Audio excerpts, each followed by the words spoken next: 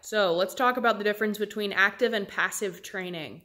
So I'm working from home today because the plant at work has a power outage. Don't know what that's about, but it should be on by the end of the day, so I'll be back at work tomorrow. But anyway, so I am working from home today and I am simultaneously training my dogs because I am passively training them. They are over there on place and I am sitting here at the table doing some work. And I am passively training them because I am requiring them to hold command. I'm leaving them on place where they can't get up, they can't go do whatever they want to do, they just need to relax and chill on place.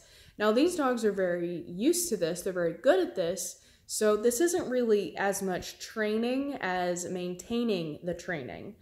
So anytime that you're interacting with the dog in any way, you are either undoing or establishing training. So if I were to let them roam the house, at this point it's fine because they've both earned that right. Sky is on a limited basis. I really have to keep an eye on her when she's free roaming, but they've both earned that. So it's not so much undoing anything at this point. But if they weren't already established into this routine and weren't capable of staying on place and I were just to let them free roam and get into nonsense, that would be undoing the work that I was doing in other areas. So there's a difference between passive and active training, but you're still training.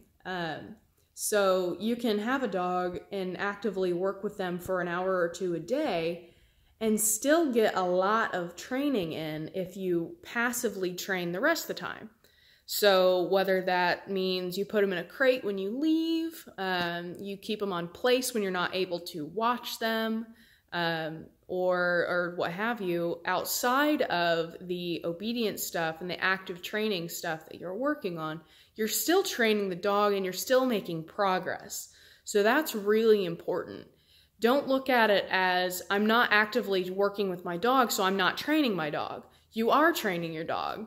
So you have to look at how you're living with your dog, and that's really where you make a lot of the progress and a lot of the forward movement in your training is when you're not actively training the dog.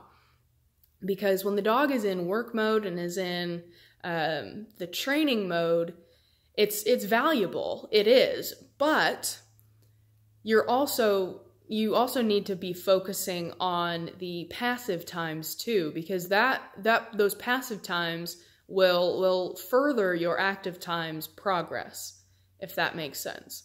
So take advantage of all the opportunities you have to train your dog, whether actively or passively, and really you'll see a big difference versus if you just look at it as, I'm leaving the dog alone, I'm not doing anything with the dog until I'm actively training. So take advantage of all the opportunities that you have, and you'll see some good progress. Questions? Let me know.